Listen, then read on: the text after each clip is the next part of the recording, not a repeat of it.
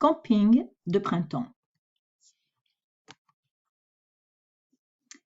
Il a fait très froid ce printemps et Jean-Christophe n'a pas encore eu l'occasion d'utiliser la tente de camping qu'il a reçue pour son anniversaire. Finalement, la semaine dernière, la météo a annoncé du beau temps pour toute la semaine. Jean-Christophe a donc décidé de faire du camping ce week-end. Il a proposé à Vincent et à Thomas, 2 copains de lycée, de venir avec lui. Les 2 garçons ont accepté avec plaisir l'invitation de Jean-Christophe. Oui, mais où aller?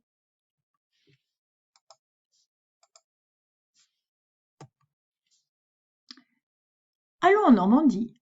Bonne idée, c'est une région que je ne connais pas très bien. Et ce n'est pas très loin, c'est seulement à 200 km d'ici. Avec nos scooters, on peut faire ça dans la journée. Bon, puisque vous êtes d'accord, je vais préparer l'itinéraire. Rendez-vous samedi matin chez moi à 8 heures. D'accord? D'accord. D'accord, et à samedi. Vendredi soir, après le dîner, Jean-Christophe a pris une carte et il a choisi un itinéraire qu'il a marqué au crayon rouge. Ensuite, il est allé dans sa chambre et il a choisi quelques vêtements qu'il a mis dans un grand sac avec sa tente. Puis, il est allé au garage et il a mis le sac sur le porte-bagages de son scooter. Tout est maintenant prêt pour le départ.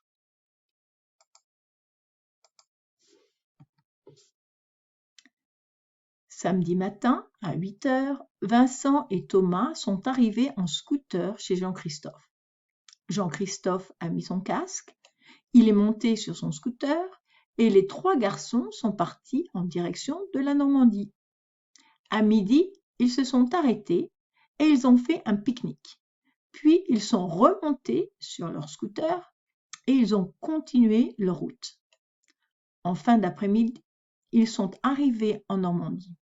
Vers 6 heures, vraiment 18 heures, Jean-Christophe a donné le signal de l'arrêt. On s'arrête ici pour la nuit? Oui, je suis fatigué. Moi aussi. Où est-ce qu'on va camper? Jean-Christophe a regardé la carte. Il y a une rivière près d'ici. Ça vous va? Oui, bien sûr, allons-y. Quelques minutes plus tard, les garçons sont arrivés au bord de la rivière. Ils sont descendus de leur scooter et ils ont commencé à préparer le terrain pour la nuit. Malheureusement, ce n'est pas l'endroit idéal pour camper. Zut, un moustique! Aïe, moi aussi, je me suis fait piquer par un moustique. Et aïe, moi aussi. C'est la rivière qui attire ces sales bêtes.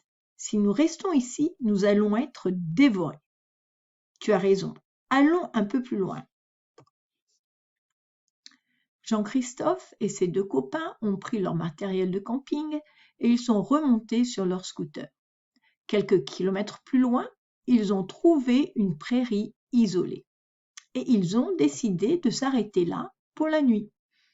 Jean-Christophe et Thomas ont commencé à monter la tente. Vincent est allé chercher du bois pour faire un feu. Il est vite revenu avec une nouvelle pour ses copains. « Regardez, il y a une vache là-bas. » Ce n'est pas une vache, c'est un taureau. Est-ce qu'il est dangereux? Je ne sais pas. Brusquement, le taureau s'est mis à courir dans la direction des garçons.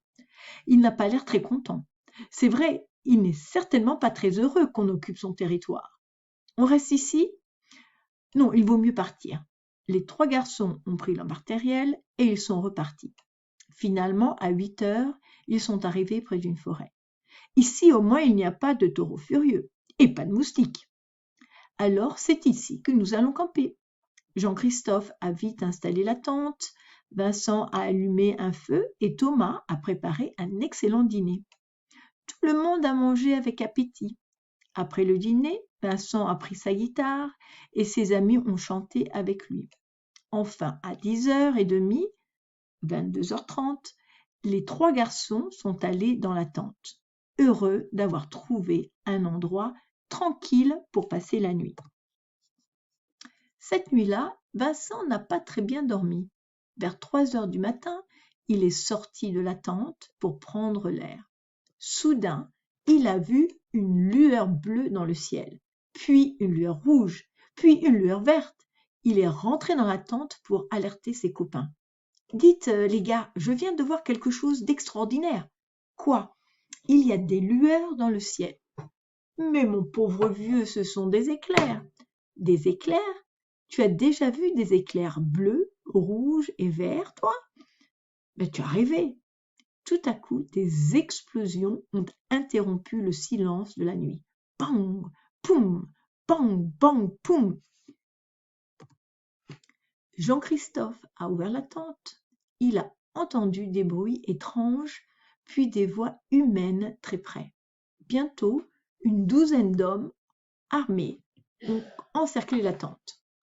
Les garçons sont sortis de la tente en vitesse. Le chef de la bande d'hommes a demandé à Jean-Christophe : « Qu'est-ce que vous faites ici ? » Eh bien, nous faisons du camping. « Du camping ? Mais vous êtes complètement fou. Vous voulez mourir ? » Non, pourquoi ? Comment ? Vous n'avez pas vu la pancarte, quand vous êtes entré dans cette forêt ? Non, non. Regardez-la quand vous partirez. Et maintenant, décampez en vitesse. Les 3 garçons ont vite démonté la tente, puis ils ont quitté les lieux précipitamment. Quand ils sont sortis de la forêt, ils ont vu une énorme pancarte avec cette inscription. Danger, terrain militaire, manœuvre de printemps, défense absolue d'entrée. Dimanche soir, Jean-Christophe est rentré chez lui, fatigué, mais content d'avoir utilisé sa tente.